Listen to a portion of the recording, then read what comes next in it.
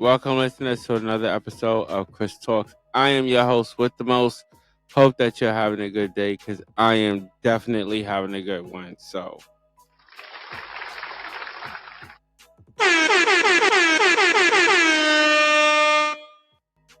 all right, let's get into today's top story for this particular episode. Let's get into it.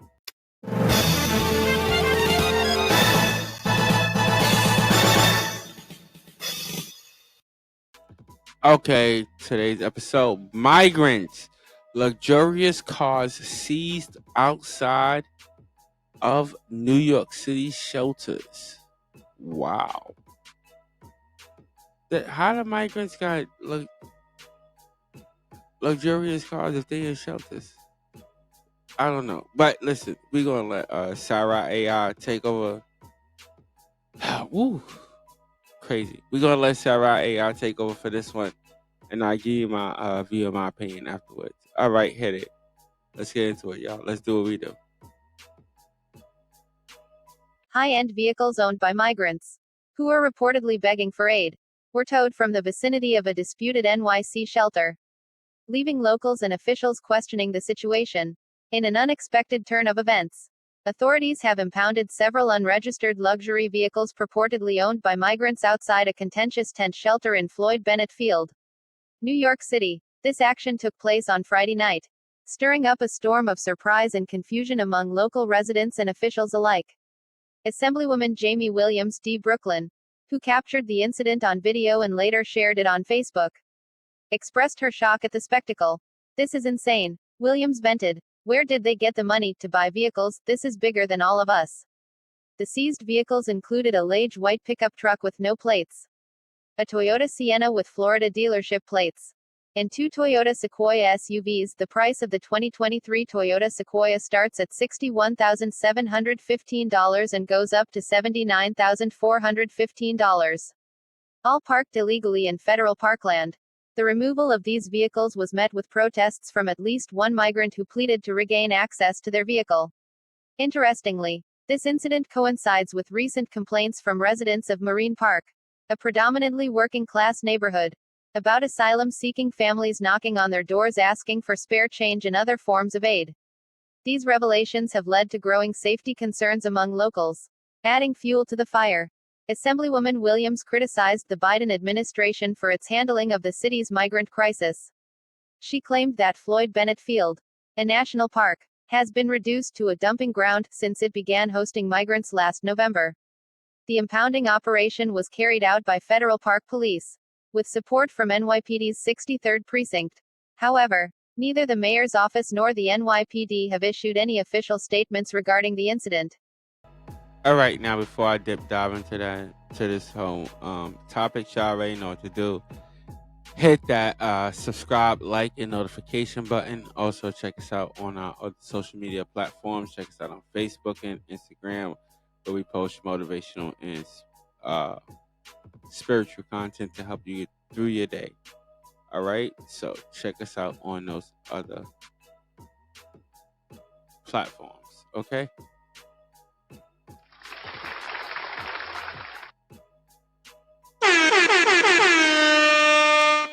All right, let's get into it. Let's break down what I think of this story. This is the part where I give you my view and my opinion. All right. So, oh my goodness. So let's get into it. All right. First and foremost, let's get the dummy buzzer out the way. Let's do it for the president, for the governor, for the mayor, senators, congressmen, all local representatives of this state. Thank you. Let's just get that out the way. Okay, so for the state of New York, first and foremost, we have to ask ourselves, where and how did these migrants manage to purchase, if any type of car, any type of vehicle at all, let alone one of luxury? How? How does this manage to happen? And how does it manage to happen? It trickles down from the president down, all the way down. Trickles all the way down. Bruh. Yes. Bruh. It trickles all the way down. Because it is the president that is allowing these migrants to come into the states, not a state, but the states. And then as they come into these states, and this is the real crazy situation, is that when you are not American, Bruh. you tend to qualify for certain grants that Americans do not qualify for. Bruh. So, and I would say this, Trump said it, I will say it, I'm not a big Trump supporter. I'm not the type of supporter of any type of presidential candidate. I don't support any of them. But I will say this. He did make a statement that did resonate with me, which is, why are we paying all of these countries? We are paying all these countries and supplying all these countries with all this different type of stuff, and we are getting nothing back. Zero. Like, nothing back.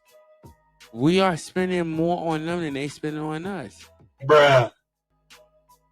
And then the migrants that come to this country, we are spending more on them than we are spending on us. Bruh. Why? Wait, what? Yes, that's what we doing. Don't do that. But yes, that's what we are doing. Any and every person that is an American can see that this is happening during this particular administration. During this administration, over and let me make sure I get the numbers right, okay? Or let me not say over, but close to 500,000 migrants have, yes, they have invaded the United States. Bruh. Okay, and there are more on the way as we speak. There are more on the way. Yes, there are more on the way. There are over 70,000 migrants on their way to America right now. Wait, what? Yes, over 70,000. Wait, what? Yes, over 70,000. What? Yes. Over 70,000 migrants are on their way to the border right now. And we have had close to 500,000 migrants already coming to America. And please add up the numbers, because you hear it. 70,000 here, 40,000 here, 50,000 here, 20,000 here, 70,000 here. You hear it. Our border is open. Our border is open. I don't care what president or what the mainstream media say. Bruh. I don't buzz the mainstream media, because that's the whole reason why this program exists. It's to give them the buzzer. Because the mainstream media make it seem like it's not a big deal. Ladies and gentlemen, to all my listeners out there, I want y'all to know that this is a big deal. They are getting cars, luxury cars. We're talking about cars that range from what was the amount? Pull it up on the big screen, please. What was the amount? The amount? 61,000. 61,000. How is an immigrant, somebody who migrated here, qualify for a brand new car worth $61,000? worth this 60,000 plus. How does that happen? But your average everyday worker who works at McDonald's or works at a trucking company or something like that does not qualify for that. How does that happen? How does that happen, America? Bruh. We got to do better. Bruh. How does that happen? These are things that I want, that I'm hoping that my listeners are paying attention to. These type of things where the government sits there, they will pay for these people because that's what they're doing. And I hope y'all acknowledge that. They are paying these people to come in this country. Overwhelming cities to where one city is shipping people to a different city. That's what they're doing. And to where they're shipping people from one city to another to that city who is overwhelmed is shipping people to another city. They are just transferring these migrants and shipping them around to wherever they want to go to. Big cities, little towns, wherever they want to go to. And they are overwhelming each town and state with these migrants. Okay? And for what purpose? I ask you, for what purpose? For what purpose is Biden allowing all these people to come in? Because this is being allowed. When they are catching these people at the Mexican border, which they are crossing, because not everybody who is crossing the Mexican border is Mexican. But when they are crossing the Mexican border, they are then taken into one of these facilities and then released into America. They are not sent back. They are released into America, whether it be a permanent or temporary card. They are released into America. And everybody's story is the same. Everybody's story is the same. They're running from some type of this, some type of that. Somebody is threatening their family. Somebody is this. Somebody is that. Somebody is some cartel is threatening them and this and that and that and that and that and that. But the question we have to ask is, what did they do to get involved with these cartels? This is the question that we're not asking. Because the cartels are not, I don't really think. Maybe they are. Maybe they are. Maybe they just preying upon these people. But these people have got to, at some point, come in contact with these cartels and do something for these cartels. Now, I'm not saying they're not holding their family hostage or anything like that. This is very possible. Very, very possible. But what do we do about the ones who have worked for the cartels, then turn on them in a way, or probably stole from them or something like that, and now they're running because they don't want to seek the punishment of the cartels? What do we do with them? Bruh. What do we do with them? And this is what, to me, this is what President Trump is talking about. This is what he's talking about. These are the type of people that are crossing into our borders. These are the type of people who are going to come into our communities and commit crimes. Because I mean, let's be serious. When they release these people and put them into these different communities, all right? When they go into minority communities, there's not that much rage. It's not. Even when it is that much rage, Bruh. it's not heard. Bruh. You understand what I'm saying? It's not heard. But when they go into these Caucasian communities, suddenly it's heard. Suddenly they want to protest against all of these minorities. Message. This is what happens in our communities. Instead of us coming together and saying, no, we don't want these minorities in our communities, saying these minorities are sitting there, they are abusing, and a lot of them, not a little, a lot of them are abusing the resources that our communities, when I say our communities, I mean the minority communities, have. They are abusing it, and we don't have that much. These Caucasian communities, yes, they have a lot. They get a lot of these services out to them, and now that they have these people, well, now, let me not say people, but these how do we identify them? Migrants coming into their neighborhood and sucking up their resources. They don't like it, but the minority neighborhoods have been dealing with it for years because every time, and look into your history, every time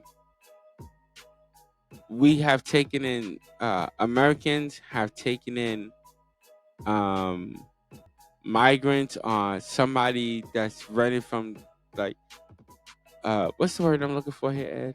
Refugees. Yes, refugees or whatever. They have always, check out your history. They have always sent them to what they consider the minority neighborhoods. That's what they consider them, or what they consider trailer trash. That's where they sell them. They don't really send them to. Message. Yeah, they don't really send them to those upper class neighborhoods. They don't send them there. They don't. Even though they have shelters, they still don't send them there. Now that it has gotten to the phase where they have no other option but to send them there, now people are getting upset. Now people are getting angry with the migrants being here. Bruh. And we all should be angry, because for them to be able to get a car worth $60,000. And I did another story on this. If you check my stories, I did a story on this about migrants living in a house worth $250,000. We're talking about a whole. They living worse than the Chinese. Like they're really in there worse than the Chinese. Bruh. Living in the house. And because they're migrants, they're trying to pay nothing on the house. They are trying to bend the rules of the government, of the state. And when the state intervene and try to stop them, they try to bend the rules. I believe they all got kicked out. But they try to bend the rules. Also, the landlord tried to bend the rules with as far as receiving money. I forget what the whole story was about. But if you check in some of my earlier episodes, I did a story on that, about the migrants and how they are invading our cities, how they are invading our country, and how Biden, this administration, is allowing this to happen, and it needs to stop. It needs to stop. Definitely does. Because all of our resources, we can't afford it. We can't. And then the support from the government is nonchalant. He's giving us none. So the support from the president is what? Nothing. Nothing. To the states. But as we can see, he is supporting these people individually because they are able to purchase, not rent. And it said nothing about rent. Own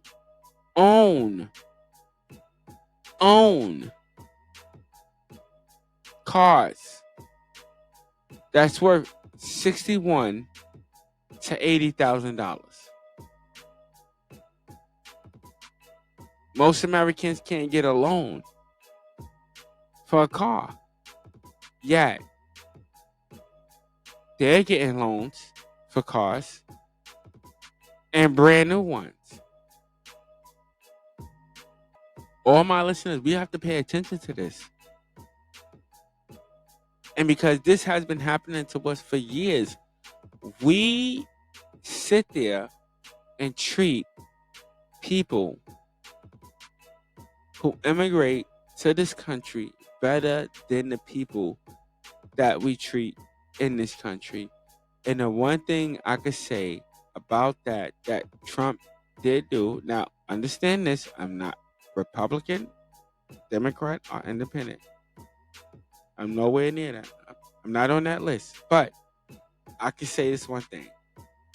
He, unlike other presidents, tried to change that. He did.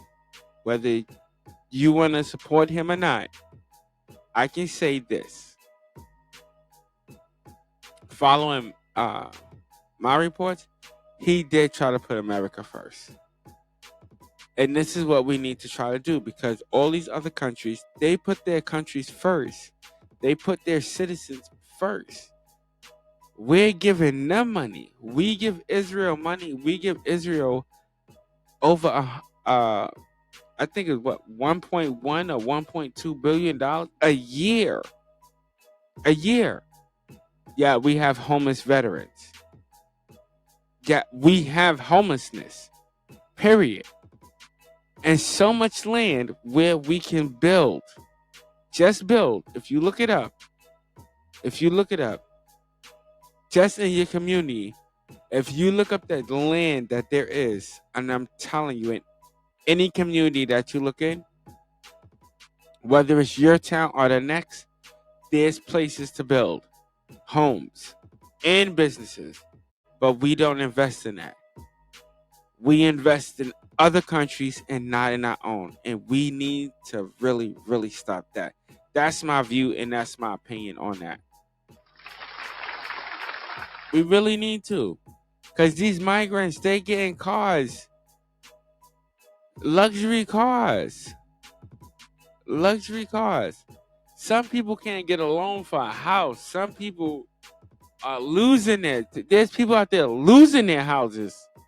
But the government in our states are giving money to migrants to buy these high-profile cars. And they're also at the same time on the street begging.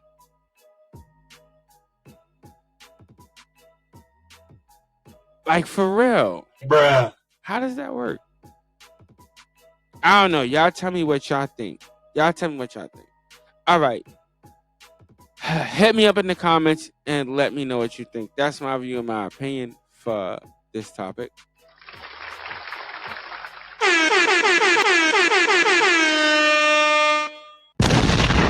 Why you always gotta do both, Ed? You don't have to. Oh my God, I'm a smack. Anyway, I want to thank all my listeners for tuning in. You could have been anywhere else in the world, but you are here with me, and I so appreciate that. Also, stay blessed and not stressed. Until next episode, ladies and gentlemen, peace out. I'll see y'all later.